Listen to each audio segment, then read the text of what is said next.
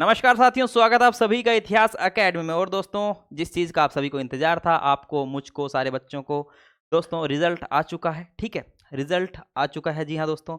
और आप सभी ने देख भी लिया होगा। ठीक है, और कुछ बच्चों के मैसेज आए थे जिनका क्वालिफाई हुआ है असिस्टेंट प्रोफेसर और पीएचडी के लिए, और कुछ बच्चों का नहीं भी हुआ है। तो देखिए, निराश वगैरह मत होइए, है ना। आइए बात करते हैं, पहले देखते हैं रिजल्ट वगैरह। जिसने चेक कर लिया अच्छी बात है, बिकॉज बहुत सारे ऑलरेडी वीडियो आ चुके हैं। ठीक है, मैं थोड़ा मेरे वर्क प्लेस पे था, वर्क प्लेस से फिर घर आया हूँ और अभी वीडियो बना रहा हूँ। ठीक है, चलिए जो भी है रिजल्ट देख लेते हैं, थोड़ा सा कट ऑफ पर चर्चा कर लेते हैं, और उसके पश्चात जो है आगे की क्या रणनीति रहनी चाहिए। और ये पीएचडी की एक अलग से कैटेगरी बनाई है। बच्चे फ़ोन कर रहे हैं कि sir only qualify for PhD है, इसका क्या करना है, क्या होगा, सब पर डिस्कस करेंगे। देखिए, सबसे पहले रिजल्ट पर चर्चा करते हैं। आइए बच्चों देखिए, रिजल्ट देख लेते हैं। यूजीसी की वेबसाइट पर जाना है। ठीक है, यूजीसी नेट, और उसके बाद में यहाँ पर आओगे आप, तो यहाँ पर आपको ऊपर ऊपर दिखाई देगा प्यारे बच्चों। देखिए, UGC net June 2024 subject category wise cut off, है ना। यहाँ पर लिखा है declaration of result of UGC net June 2024। इसको मत खोलना, इसमें तो पूरा वो एक दे रखा है कितने कितने बच्चे कैंडिडेट जो है वो अप्लाई हुआ था, कितने कितने जो है जेआरएफ हुए हैं, वो एक इसमें क्राइटेरिया दे रखा है। इस ऊपर वाली पर ही क्लिक करना। ठीक है, इसको ऊपर वाली को क्लिक करोगे प्यारे बच्चों तो ये खुल जाएगा, यूजीसी नेट जून।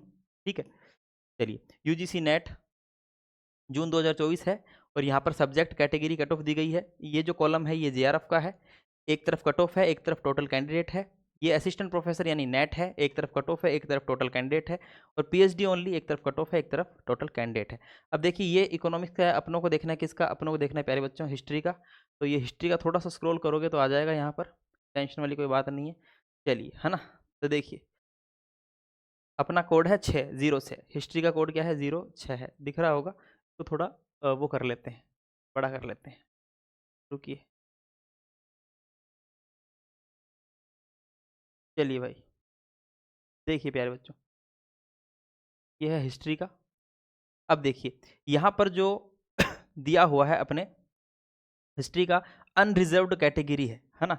अनरिजर्व्ड कैटेगरी में आप देखेंगे 99.792, 99.79 मान लीजिए, इतना परसेंटाइल जो है वो जेआरएफ के लिए है। टोटल कैंडिडेट 135 जो है जेआरएफ क्वालिफाई कर पाए हैं। ठीक है, उसके बाद में अगर अनरिजर्व्ड में ही हम नेट की या फिर असिस्टेंट प्रोफेसर की जो कट ऑफ देखते हैं वो है 97.66। इसमें 1595 कैंडिडेट क्वालिफाई कर पाए हैं। और जो पीएचडी के लिए अगर हम देखें तो प्यारे बच्चों देखिए, पीएचडी के लिए कट ऑफ गई है 87.97, टोटल 3386 बच्चे जो है क्वालिफाई कर पाए हैं। उसके बाद देखिए, ओबीसी में देखते हैं, नॉन क्रीमिलियर है 99.34, है ना, परसेंटाइल। ये जेआरएफ की कट ऑफ है, 108 कैंडिडेट क्वालिफाई हैं। नेट के लिए 93.43 और पीएचडी के लिए 79.34। ठीक है, उसके बाद में ईडब्ल्यूएस की देख लेते हैं। ईडब्ल्यूएस में भी 99.51 जो है वो जेआरएफ की गई है। 36 कैंडिडेट क्वालिफाई हुए हैं जेआरएफ के अंदर ईडब्ल्यूएस में। और यहाँ पर 92.87 जो है वो नेट की है, और 475 कैंडिडेट जो है वो नेट क्वालिफाई कर पाए हैं। और 77.11 जो है वो पीएचडी के लिए है। 951 कैंडिडेट जो है वो पीएचडी के लिए अप्लाई कर सकते हैं। आगे अब आगे और कैटेगरीज है। एससी कैटेगरी शेड्यूल कास्ट की बात करें तो 98.29, 60 कैंडिडेट है। और असिस्टेंट प्रोफेसर यानी नेट के लिए 87.76, टोटल कैंडिडेट 739 है। और उसके बाद में कट ऑफ जो है पीएचडी के लिए वो 70.88, 1605 कैंडिडेट यहाँ पर क्वालिफाई होते हैं। एसटी की बात करें तो 97.12। उसके बाद में नेट के लिए जो कैटेगरी नेट के लिए जो है वो है 83.15, और पीएचडी के लिए 65.74। उसके बाद में आप देखिए पीडब्ल्यूडी है, अलग अलग कैटेगरीज में, यूआर में है, और ये यहाँ तक जो है फिर आगे कैटेगरीज है, आप देख लीजिएगा इसमें, है ना। इसकी जो पीडीएफ है मोटा मोटा मैंने जो है एससी एसटी ईडब्ल्यूएस ओबीसी और जनरल की कर ली है। उसके बाद में पीडब्ल्यूडी की है, देख सकते हैं आप यहाँ पर। अनरिजर्व्ड में 98 है, और एचआई अलग अलग क्राइटेरिया होता है इनका। ठीक है, 98, एक में 94 है, 97 है, ये आप देख लीजिएगा। इसकी जो पीडीएफ है वो मैं आपको शेयर टेलीग्राम पे कर चुका हूँ ऑलरेडी। जैसे ही मैंने रिजल्ट देखा था, अनाउंस हो चुका है, टेलीग्राम पर मैं शेयर कर चुका हूँ। ठीक है प्यारे बच्चों, चलिए, तो ये तो बात हो गई अपने कट ऑफ की। एक बार कट ऑफ जो है वो आप देख लीजिएगा वापस से। ठीक है, चलिए, तो ये तो बात हो चुकी है अपनी कट ऑफ की, है ना। अब देखिए बच्चों, बात यह है कि यहाँ पर एक जो है कॉलम है वो पीएचडी का है ना। यानी कि एक कॉलम है, पहले 2 कैटेगरी में रिजल्ट आता था, ठीक है। पहले क्या होता था, 1 मिनट रुकिए, इसे हम कट कर देते हैं। पहले क्या होता था प्यारे बच्चों, पहले जो है वो 2 कैटेगरी में रिजल्ट आता था, ठीक है। जैसे कि हम पहले देखते थे कि रिजल्ट आता था जेआरएफ के अंदर, है ना, या तो होता था जेआरएफ और या होता था असिस्टेंट प्रोफेसर एपी, है ना। जेआरएफ या फिर इसको हम नेट कह सकते हैं, ठीक है, या होता था नेट। अभी एक और कैटेगरी जुड़ गई, वो हो गई पीएचडी, ठीक है, कि चलो ठीक है, ओनली क्वालिफाई फॉर पीएचडी। लेकिन आप खुद सोच के देखिए कि क्या ओनली पीएचडी, अभी बहुत सारे कैंडिडेट जो है उनका रिजल्ट ये आ रहा है कि ओनली क्वालिफाइड फॉर पीएचडी, है ना।